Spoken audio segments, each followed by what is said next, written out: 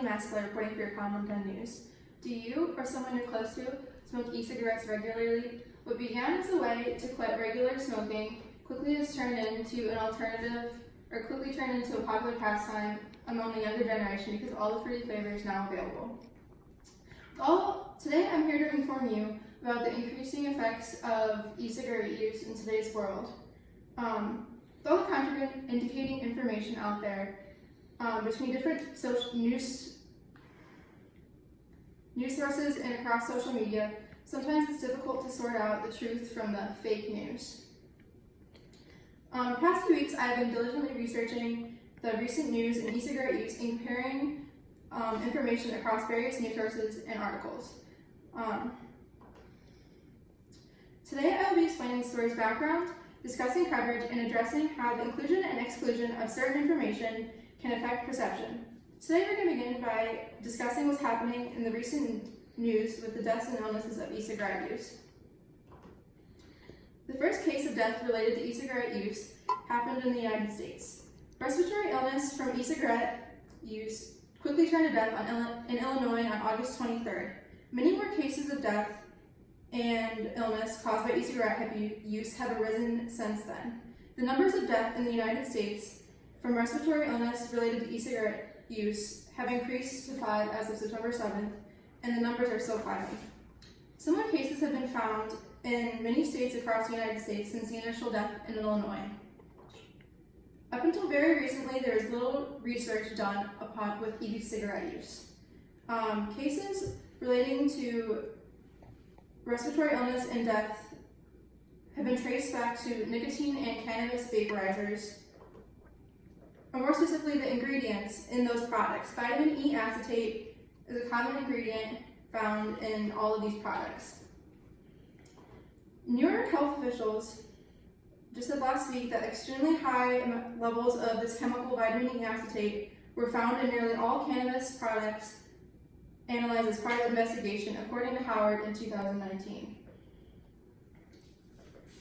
There wasn't enough evidence, however, to say that vitamin E acetate was the cause of these illnesses and deaths.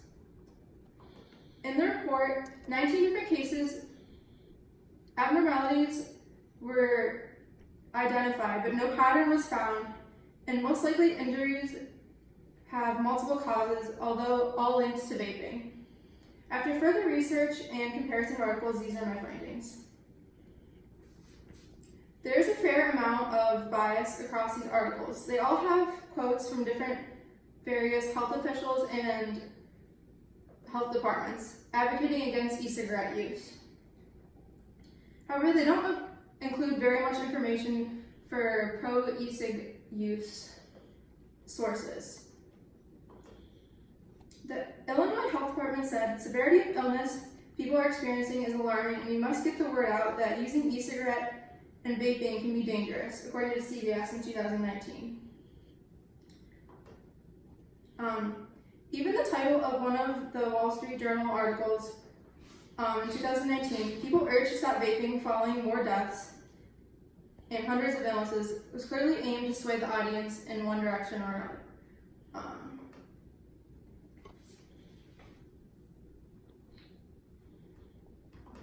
The only pro e-cigarette use thing I found in the articles I researched was from the Washington Post in 2019. Juul said that it's monitoring the reports of illnesses and has robust safety monitoring systems in place. Juul didn't elaborate as to what these robust safety monitoring systems were or how they were used. That's all they had. While it's sometimes sometimes very easy to believe what the news says right away, it's always best to do a little research of your own. The articles I researched discussed death and illness related to e-cigarette use, and the main symptoms of illness being cough, chest pain, and difficulty breathing. Also discussed was if the main cause of death was from the devices themselves or any ingredients inhaled through the devices. The only thing that didn't match up in the articles I looked at was that CBS couldn't confirm whether the first initial death was an adolescent or an adult. Several of the other news sources, however, were able to confirm that the death was from an adult. According to McKay in 2019, an Illinois adult who developed a respiratory illness after using an electronic cigarette has died, state officials said.